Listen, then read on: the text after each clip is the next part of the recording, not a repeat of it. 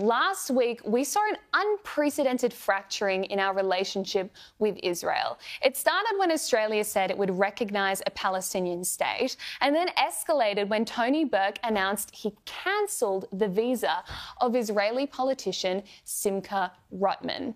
For more on this, I'm joined by former Deputy Prime Minister, podcast extraordinaire, and general amazing statesman, John Anderson. John, thank you so much for joining us. What do you make of everything we've seen in the last week? Freya, great to be with you. Look, what we've seen is a continuation on of a mess that has arisen because we don't know our history, we don't believe in our culture, we have no particular attachment to democracy, and we are ignoring Bob Hawke's warning. Bob Hawke was a very educated man and a very insightful man. He made the observation that when the bell tolls for Israel, it tolls for all mankind.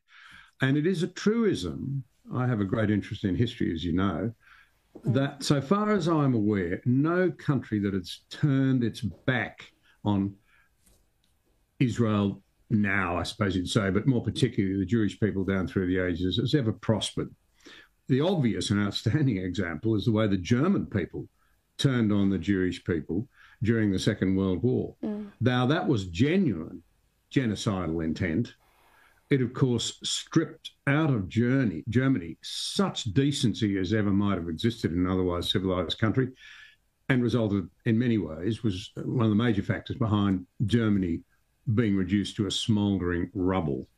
Bob Hawke knew what he was talking about. Unfortunately, we now live in an age where not many of our leaders do. Now, having said that, I think the Israeli ambassador had a good point. Let's take the temperature out of this.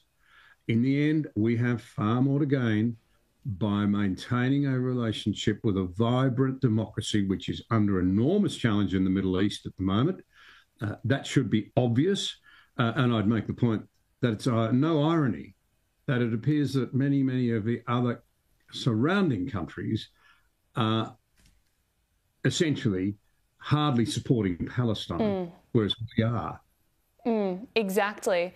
Well, when Netanyahu called Albanese weak and said he turned his back on Australian Jews, Tony Burke went on the ABC and said this. Strength is not measured by how many people you can blow up or how many children you can leave hungry. John, that is so out of line.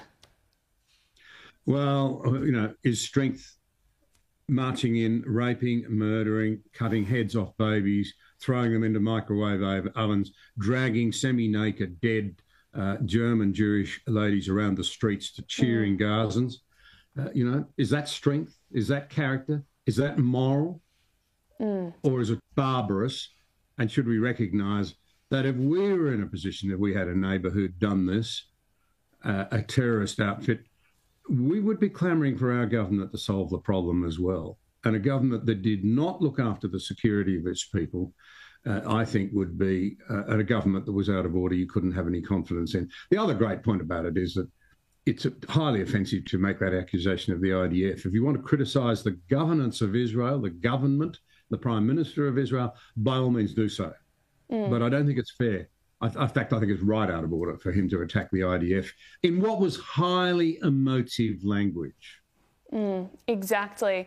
And one of the things that struck me is that a lot of the comments and the general approach that Labor has taken to this whole issue just screams of a government that has never actually had to confront jihad as terrorism themselves. They've never had to fight a war. In fact, we're hopelessly unprepared for a war. It is a government that cares more about virtue signalling to its own base and potentially winning a few extra votes in Western Sydney than actually standing up for what's right.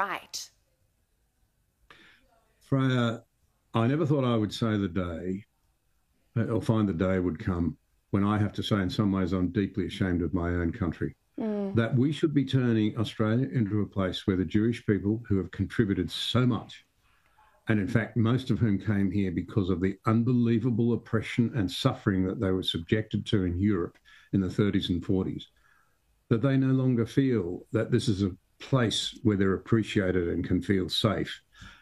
I am staggered that Australia's reached this point. I go back to what Bob Hawke said. Every culture and society down through the ages that's turned its back on the Jewish people, it's fallen prey to the oldest form of racism, and racism is hatred, basically, at its heart. They've never done well out of it. It's a terrible mistake. And I do think the point that Bob Hawke was making, and we need to make it now, it's not just Israel that's under threat.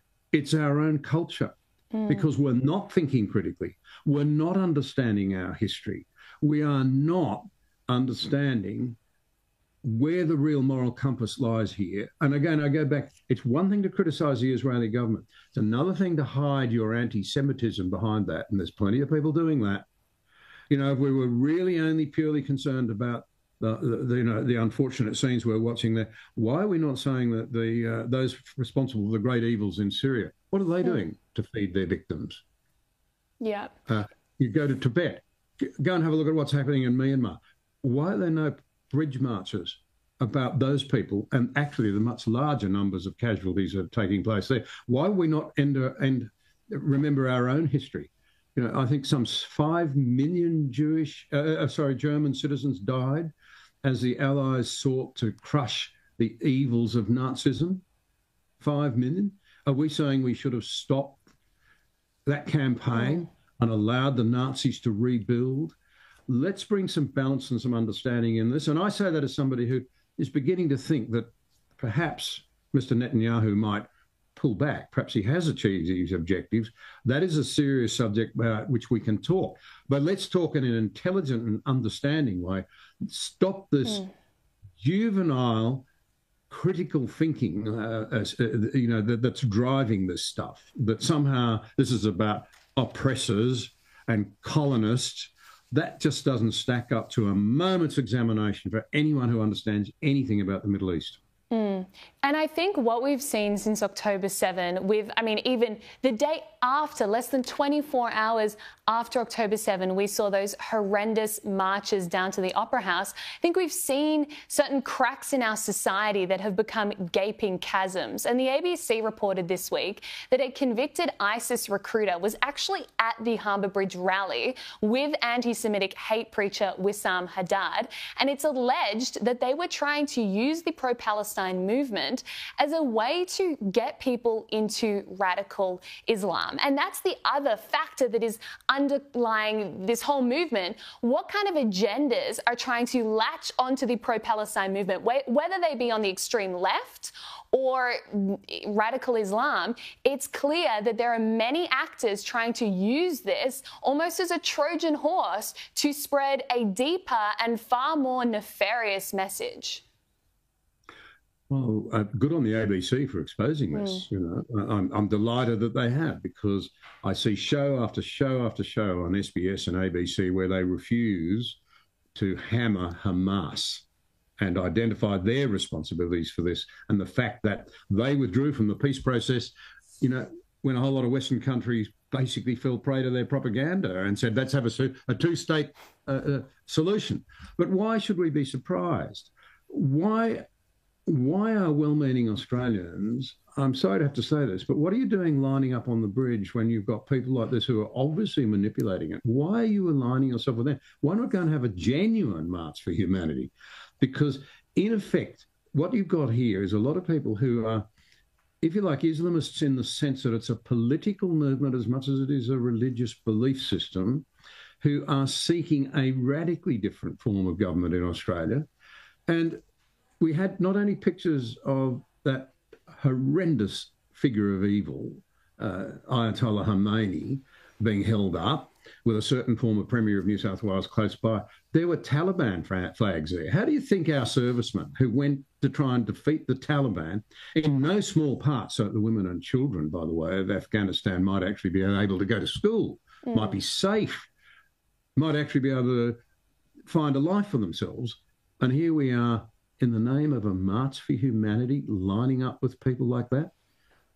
No, you know, this is a serious issue for the West as much as it is for Israel. Let us make no mistake about it.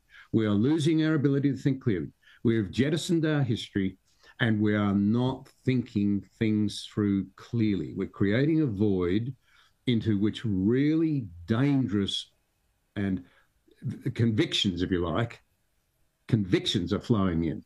Our lack of conviction is creating an environment where people with very strong convictions that ought to be receiving a lot more scrutiny, are flowing quite freely.